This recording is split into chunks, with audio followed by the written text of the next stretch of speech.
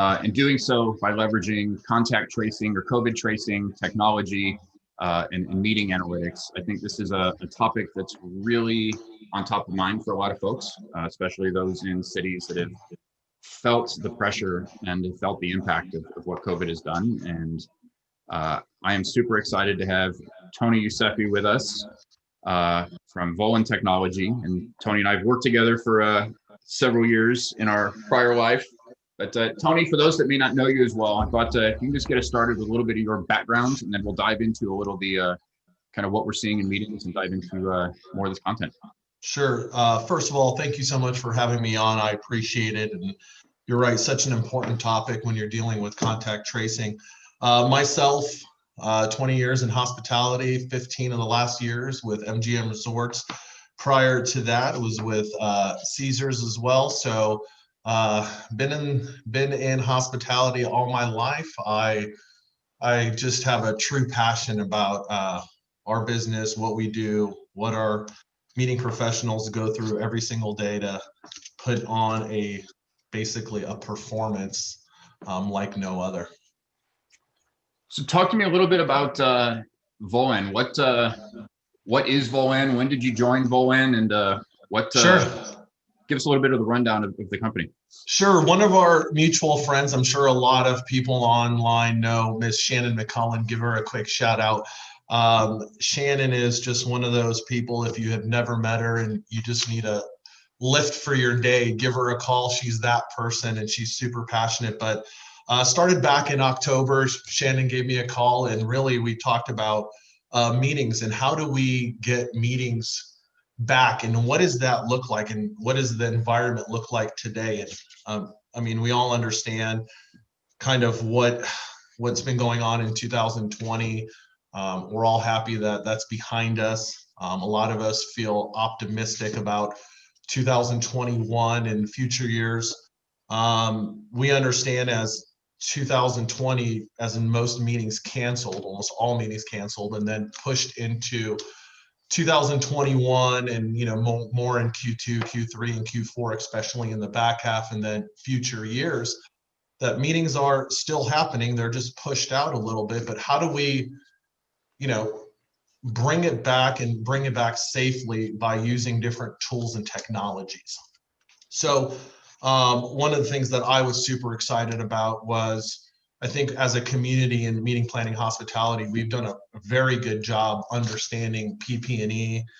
We have done a great job about social distancing. We've done a great job about understanding room capacities. But, one of those voids still occur of how do we protect our colleagues and how do we protect our friends when a meeting does happen, and what does that look like today? And when we looked at this, when we looked at the current environment today, basically attending a meeting, and meetings are still happening. You and I just talked about Florida and Texas, and different states have different restrictions. But what does that look like if someone does have, Volin is basically twofold. It deals with today, and it deals with contact tracing, and then it deals with analytics. But for meetings in particular, when it deals with contact tracing, when we go to a meeting currently and someone reports back, as in we all do based on our bylaws and all the different things that we sign, that, Toni Yousefi came down with COVID, we report back to the meeting, and really there's nothing there other than the meeting organization sending an email to the entire attendee list saying, hey, Toni Yousefi doesn't know when he got it or what it looks like, but these people are exposed in this meeting. Everyone go get checked.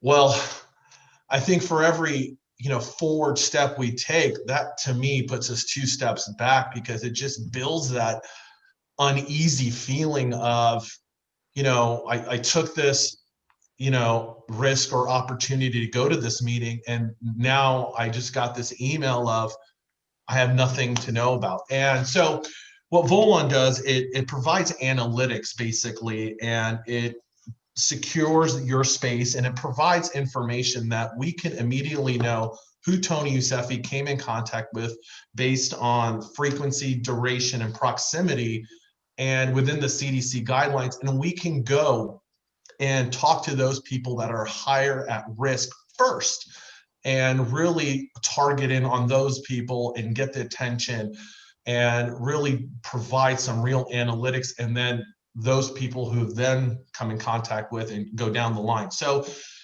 Greg, you and I were talking earlier.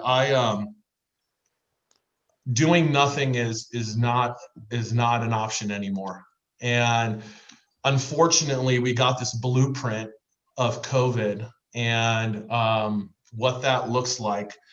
And now, in the meetings world, we prepare for the unknown all the time. Whether the banquet person drops a tray or whatever that looks like, we prepare for that. We do have somewhat of a blueprint on whether if it's COVID, influenza, another strain, what does this look like and how to deal with it. So it's really protecting your colleagues and your friends of your organization on the contract tracing side. That's super. I want to start by just kind of picking your brain a little bit on what's happening or some of the chatter you're hearing on meetings and events in general. And then I do want to pick your brain after that on a little bit more about the technology and how that actually comes and applies into a situation. Because I'll remember, gosh, early in this whole COVID experience for all of us, I can't remember which conference or convention it was in Vegas, but I remember one of the first conferences where they had an attendee that tested positive. It was certainly a PR blitz, and it was all over the news. And I think, finding ways to be able to not turn it into a whole widespread media PR nightmare is important, and making it more targeted and understanding, okay, I was at this large convention. Did I actually come anywhere near this individual or not? And, really limiting the need for false sense of concern, et cetera, and making it more targeted. We'll dive into that, and I think that's critical. What are you hearing in regards to the future of meetings? When do you think meetings are going to be coming back? Kind of what's the talk right now, given news about the vaccine, et cetera, and some of these forward moving strategies and tools? Yeah, we first got to deal with travel bans, corporate travel bans. I think that is a topic that whether you have Roger Dow from U.S. Travel, Mike Dominguez from Alhai, our leaders, a couple others are advocating heavily to remove these travel bans. I think that's something that on a global side that we have to deal with. And there are people. There's people advocating every single day, and we're doing our best to say that we can conduct a safe meeting. And what does that look like, and all the different precautions. And hotels have done an amazing job. Big shout out to all the hotels. It's expensive, and mostly at times when occupancy is in the teens, midweek, where meetings happen. Meetings happen Sunday through Thursday. Typically, depending on where you are in what region and what state, but if we look at it in a big perspective, we got to fill the midweek with meetings. So where is meetings today? Dealing with travel bans. As I said earlier, unlike when we had 2008 and we had 2009, where that recession looked a little bit different because rates dropped, occupancy dropped. Where we're seeing today, it's quite different in understanding that. Rates have not dropped because everything has been pushed forward. So the hotels are compressed in the meeting space. All those meetings that were happening in 2020 and for the first quarter of 2021 are pushed into Q3 and then into 2022. So if you're a meeting planner trying to plan for the future and understanding that we will get past this, we will get our vaccines, we will still have to deal with COVID one way or the other, whether if it's not everyone has a vaccine or certain people decided to take the vaccine or not, or there's a new strain or whatever that might be. We will get through it, but trying to really source your future meetings, you're going to find hotels that in 2022 and 23 have no space for your meeting. So good news and bad news. It's all compressed, but where we are today, you know, if anybody would say that they can give you that answer 100.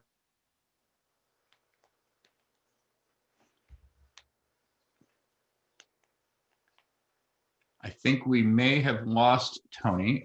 Did I lose? Back. I don't know what I saw you, and I don't know where I ended up. Sorry about that. But anyways, I was saying, if anybody knew that answer 100%, I think they would be lying, because I think we're all just trying to figure out, but doing the best that we can to figure it out. No, that's great. So, you know, lots of variables in coming back, lots of, I think the travel bans, you're absolutely right, as we see the vaccine continue to, you know, move its way into arms is critical to help speed that up. Let's talk a little bit about some of the technology that's out there and how Volan helps, you know, work through some of the opportunities when you start getting people back together. You know, there have been a lot of the states have adopted contact tracing apps themselves, right? More for family, social, you know, just your everyday, day to day, which, you know, potentially notifies you if you have an exposure. How does Volan, how are they unique in regards to, you know, the technology that you provide and what that actually looks like and the capabilities versus some of these other tools that may exist out there that are a bit more general or generic? Yeah. One thing we can all agree on, and we can know from our state governments, manual tracing is not effective. It's difficult, it's too hard, and we can't rely on people's memory. You can't know who you came in contact with. What does that look like? So there's different technologies. Now, what separates Volan when you're dealing with meetings and conventions from other technology that deal with contact tracing? Two things. Number one, we build our own mesh network. We don't rely on your phone. We don't go into the Wi-Fi of the hotel. You don't have to download anything. And if you're ever in a hotel, everyone knows that there's dead spots wherever you're at. So there's no integration with your phone or hooking on to any personal information with that. We build our own network. You wear your own sensors, you build the shield, and it's kind of we come in, we set up. It's a, you know, start to finish. We don't plug into any of the hotel infrastructure. We remove everything. We come in and we provide you all that information. So the second part is analytics. So that's, you know, hopefully contact tracing. I mean, one day we'll get really good at it and we understand it and we know that, but we're going to get past it, right? And we all are optimistic in that way. But also, Volan also provides a full analytic program that is meaningful to the meeting planning attendee, whether it's understanding space violations, for an example. So we know a lot of states that you only can set for 50%, and it's a rule and a law and whatever that looks like. So if you're setting for 100 people and someone who attends your conference in a breakout room, then there's 51 people, you're going to get a notification that you're in a violation and you got to go deal with it. We all know we have stragglers in the back. Whether if it's rostering and understanding, you know, we get in our convention terms, we get no-show lists and we understand who's there. But more important, understanding who didn't show up. You know, if Greg was at the meeting for 2 days and then he has to be there the third day, but he's gone all day, let's make sure and go check on Greg, see if he's safe or something's just making sure that he's safe. Understanding the flow of the meeting. So if you're doing a trade show and people are visiting your booths, understanding who that person is. How do you get the meaningful information without physically handing, you know, business cards anymore? And what does that look like? Or even better, let's customize what you actually need. It's not off the shelf. These are our 4 things, and this is what we offer, and take it or leave it. You know, there's no one that understands their program better than the person that's putting on the program. What's effective for them to show an ROI to their stakeholders?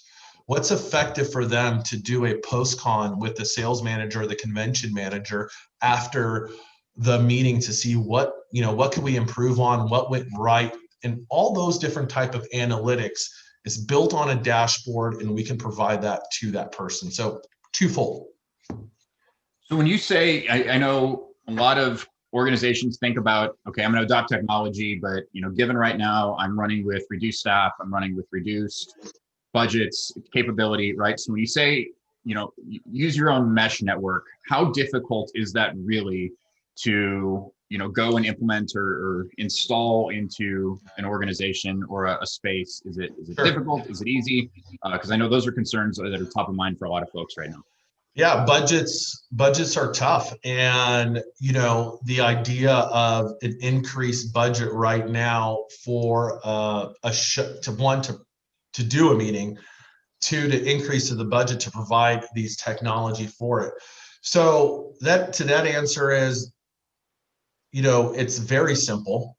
We come in, and in less than a day, without plugging in, we have devices that we build around the meeting space, and the sensors go off those devices, and it's dollars per day for attendee to use. So it's not something extravagant. Our number one goal when we talked with Shannon and the team, it was about meetings and how to get those meetings back, and what does that look like. Look, Volin does a great job, whether if it's businesses, airports, schools. They're in many different verticals. This is just a different vertical, but the excitement of actually having that opportunity to bring the meetings back is a big one.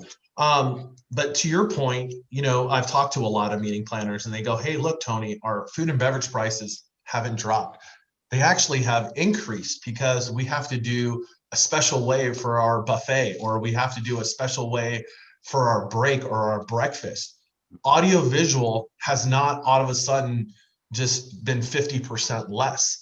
So how do we figure this out? And a lot of it, it's one, getting the meetings back, whether you're shortening the meeting by half a day or building a budget that deals with COVID or protection, and having that and providing that budget to your stakeholders early on. Because like I said earlier, doing nothing is not an option. Yeah, completely. So I know watching a lot of the contact tracing apps for the states rollout, one of the lessons and a lot of conversation that started circulating was this concept of safety, privacy, security. Are they watching my phone? Are they watching what I'm doing? Knowing that was such a hot topic for folks and very top of mind, when you think about how Volin applies this into potential meeting space, right? How would you reassure someone who may have concerns about privacy or security in regards to that? Great question. Even, as I said earlier, we're not in the phone, which is funny because, literally over Christmas, you can say anything about any type of thing that you wanted, and you get ads like all the time on your phone. So it's like the craziest thing, but I'm the same way. I'm not big on downloading apps, and I'm not big on providing my information. I'm trying to remove, unsubscribe to a million different things as I possibly can. So what separates that? Look, Volin is a double encrypted information. We never see who the person is. They're a number. So there's no Wi-Fi. It goes to the cloud. Now, the only person that has the double encryption key that can get into the person and find out the information is the HR rep of the organization or whoever they designate for that meeting. Very similar if you're at I don't know, let's just Amazon for an example, and you report that you have COVID, most likely, whether if it's your HR representative or your liabilities or your risk management deals with that, they would only have the double encryption key. So we don't get any information, whether from the start to the finish. We don't see that at Volin. So would you say, or do you have a belief that, there's technology, or how has technology helped accelerate bringing meetings back into or events or any kind of social face-to-face in-person engagements? Have you seen technology helping speed that up? If so, how in kind of current application today? Yeah, I'll give a big shout out to our industry professionals, because I think we've always embraced new technology. from the beginning, whether it was webinars to Zoom meetings to virtual, to different apps, to trade show stuff, to exhibit stuff, to meeting stuff, to analytics. I think no matter what we say and no matter what we do, face-to-face is the most important thing. There's just nothing that brings out a person's passion and excitement and the feeling you get of just talking to a person live. We all understand that. But tools like Volin and other technology are essential on the way that we do business every single day. Look at, if the meetings industry did not adapt to virtual meetings or a hybrid option, we would be dead. There would be nothing for this last year and a half, basically, of doing stuff. And now, I mean, granted, it's a whole different experience. Granted, it's we're doing a combination, but it's something. And whether if it's our production companies and our plant, I mean, we had to learn. Look at from the planners who put on meetings for 20 years traditionally to learning a whole different platform, less than 8 months, and how to conduct to integrate their sales teams or integrate their new product or whatever that looks like. So when you say new technology, it's pretty amazing to see how quickly we adapt. This is, I always look at Volin as another tool in your toolbox. I really believe that when we got an idea, like I said, for PP&E, we just don't have one no one had it for contact tracing and customizable analytics until Volin rolled it out.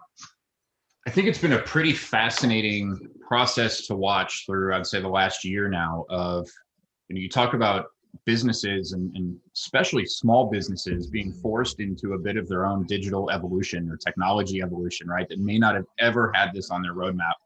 I was talking to someone the other day about, it's funny, you think about the QR code prior to 2020, and it's something that really felt like it didn't have its spot in the universe, right? It was there.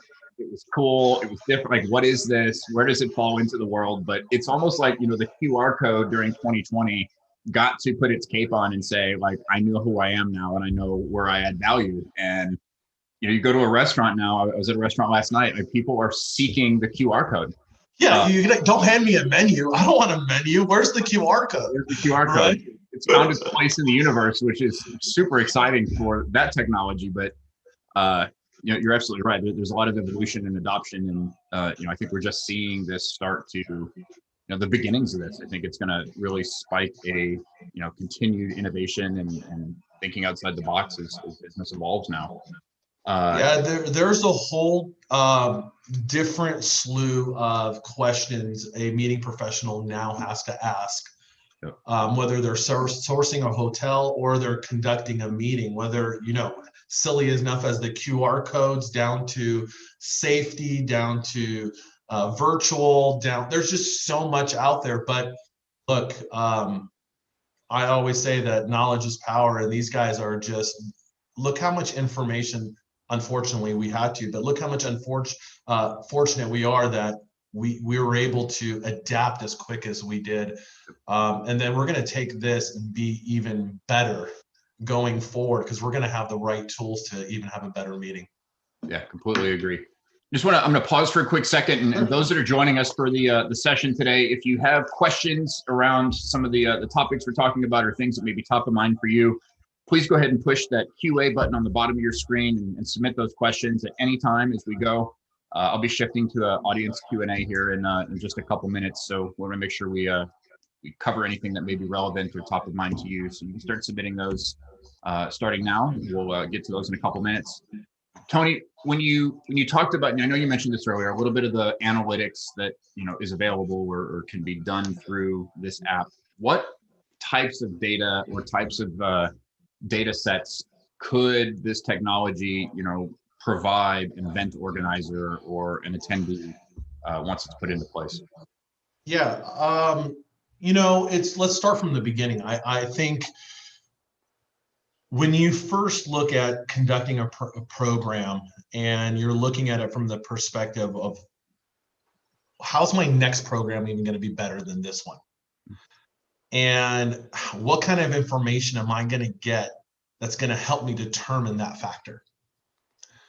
And or what information am I going to get to show my CEO that there was an ROI on this meeting? And those are the questions I think most meeting professionals ponder and ask all the time. And now it's, okay, those are the general ones, but now it's more of, what information do I need on property to help me have a safe meeting? What does that look like? And how can I react to this immediately? Because if I'm 5 minutes late, that means I could possibly risk someone's life. What does that look like? So I think there's multiple different ways. Like I said, it's customizable for that, but based on what you need. It's unique in a way that real-time information is provided to you on a dashboard, whether you're the organizer or you have someone designated for that person. And it's super simple. It comes up on your iPad or however you have it. So like I said before, if it's a space violation, if it's a no-show report, if it's a space flow and understanding, you know what, I want to understand, this is a good one, Greg, I want to understand how long it takes for my attendees to move from their first break into the meeting and then into that meeting into lunch. And what does that look like? And how many people are together while that's happening? And I'm just coming up with different things. All that is at your fingertips in a dashboard, or whether if it's, I'm just trying to think of different things. There's a slew of different things. And I think that as an organizer and mostly a meeting professional, we can provide that information for you. But it's pretty amazing to see just all the different analytics. Trade shows is a big one. We've been dealing with flow charts and when you're in a trade show, you're selling a space, and that space that gets the most amount of traffic typically costs the most, or that's how it works, right? So it gives you an idea for your next year's show. Well, exhibit A had the most amount of attendees. Can I charge for that more next year, right? And you actually have analytics to show that person that space actually works that way. So going back and forth like that, there's quite a bit of stuff on the analytics side that can really help your ROI for the meeting. That's great.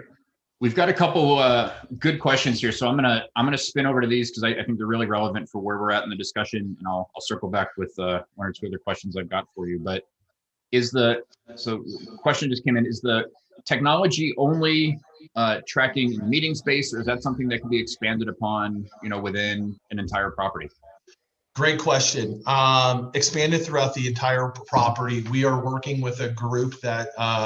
And I know this will answer one of the other questions that I see on the chat line. We're working with a group that in January 27th in Austin, that they want to go out to the bar and restaurants area because a lot of people tend to go there quite a bit.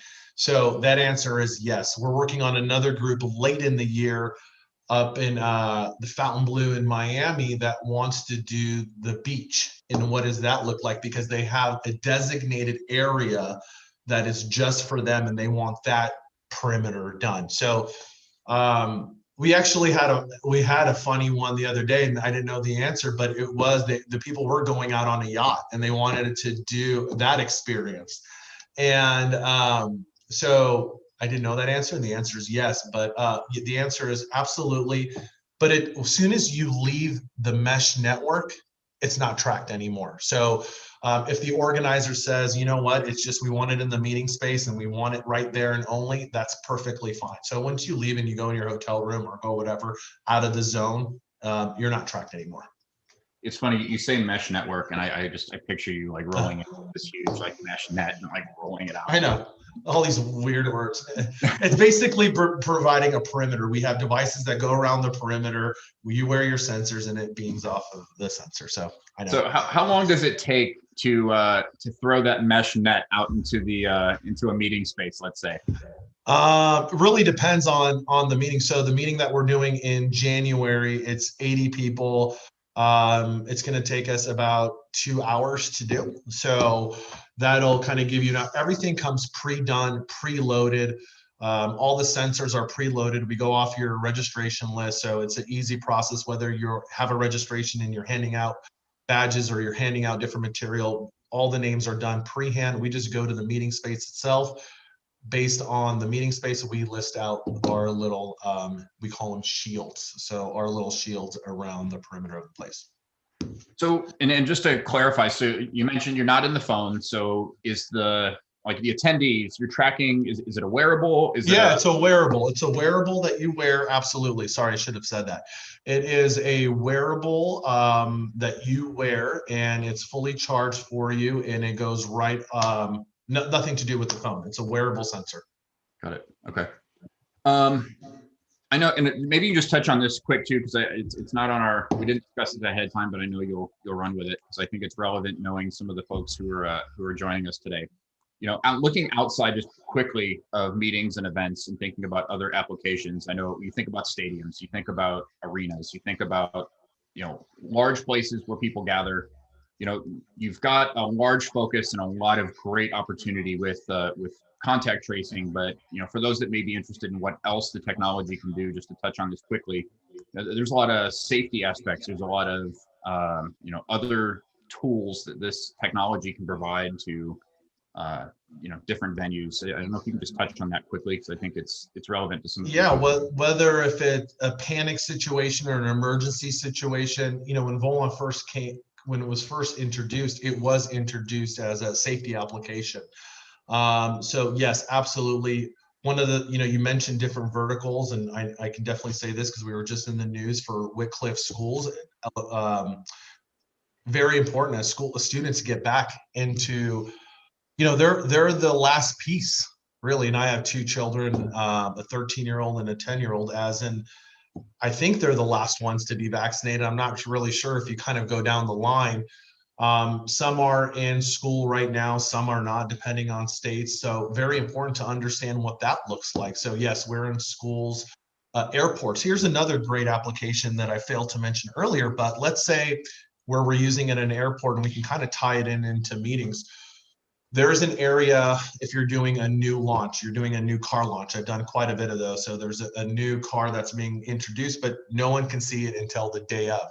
So they block it off in the back of the ballroom in on the side, and basically no one can walk in. Well, we can set that as its own separate network where we would know if anybody else other than the people that are designated, what that looks like and how to react to that immediately if anybody's entering that zone. Really, it's meant for airports because they have a lot of different zones that people cannot access, but we've had that come up as well. So different applications, quite a bit of different things. And I saw this other question pop up, and I can talk about it. Really two folds, and I keep saying that. One, if you're a meeting planner and you just want to have this rent this for your meeting, you can absolutely do that. And that is probably the most common aspect that we're seeing as meeting planners are having these meetings. And then the second part is really, if you're owning the technology, let's say you're a hotel, or you're a production company, or you're a decorator, or whatever that looks like, and you're one of those companies, and then you're looking for an opportunity to generate revenue. So there's 2 different sides. There's a rent side, and then there's an own side. So kind of addressing both sides of that. That's great. And at least it's nice to have options in regards to a model. So again, back to the limited budgets, limited team members, whatnot. There's a pathway, frankly, to look at making this feasible for anybody. Kind of start wrapping this discussion up. I think this is super exciting, and these are tools that again are going to help just expedite being able to increase confidence of folks traveling, getting back into these instances. When you think about adopting technology, attendees being asked to, carry around one more thing, do you think there's going to be a propensity and willingness for people to, continue to adopt technology at a level that may be, a bit heavier or more than they're used to? Do you see people being interested in, frankly, wearing the wearable, knowing that they've got this, protection around them, or this, information that's going to help keep them safe? What are your thoughts around that? I think our industry was probably hit one of the hardest industries during this time. A lot of people, unfortunately, have moved into different professions. I think a lot of people have left the hospitality. Some are still holding on, and we're all just can't wait, this pent up demand on getting back and doing what we love. And that is putting on these unbelievable events, connecting people, launching new products. So to ask me that if I want to, it's like wearing a mask to me. It's not even a question. Whether if I don't care about myself, I have to care about everybody else. And I think hospitality individuals, more than anybody I've seen, have that type of compassion. So to ask someone, whether, you have to wear something that, one, does not track you, but help you protect your friends and your colleagues, to keep them safe in case someone does have COVID or another, whatever that looks like. I think for us, I'll speak on, our community, or a majority of our community. Just give us the opportunity to come back to the meeting and safely. And I don't think that's an issue. We all felt that when we had to go through TSIA, all that stuff in the airport, and now it's like not even a big deal, and I think it's the same thing. We just want to make sure we're safe. So we got past that because we understood what that safety looks like. And this safety looks different for health reasons. And we've all seen enough over this last year of how it's affected everybody, family, relatives. I mean, we can't say anymore that I don't know somebody. I mean, it's, whether for myself, aunt, uncle, friends, close people, my boss, this person, I mean, every single, it's just common practice now that you see it, and you're going to do whatever it takes to make sure that people are safe in order to get back into the meeting. So that's my perspective. Yep, I agree with you. As we, Toni, as we kind of wrap this up, do you have any closing thoughts on, nuggets to leave with folks? Again, any other thoughts on kind of where the industry is going, or what that looks like? I would just say that we're all excited to get back. I think we have you and I talked about feeling a little bit optimistic. It's about an attitude change after we left 2020, and now we're going into 21. And if you just have questions, it might be for you and it might not be for you, but it's good to know about it. And if you would like the opportunity to know about it a little bit more and what is it provided, dive deep in those analytics, please give myself a call. I'll be more than happy to share my side of it and my passion for it. But other than that, I just thank you for the opportunity, and thank you for always just being a champion of our profession. I mean, you're doing this every single day, and you're providing information for us and getting us better. So I appreciate that as well. So thanks again. Of course. Toni, if someone wants to reach out to you, what email, contact info should they? Sure. It's Toni@volantechnologies.com. Awesome. I threw it in the chat as well in case anyone wants to copy and paste. We can help fill Toni's inbox today. But if you do want to learn a little bit more about capabilities, applications, there's his contact info, and the email address. The website is there as well. But Toni, thank you so much for your time. Appreciate your perspective, and thank you everyone for joining us today. Have a great rest of your day. Thank you guys. Have a wonderful day. Appreciate it.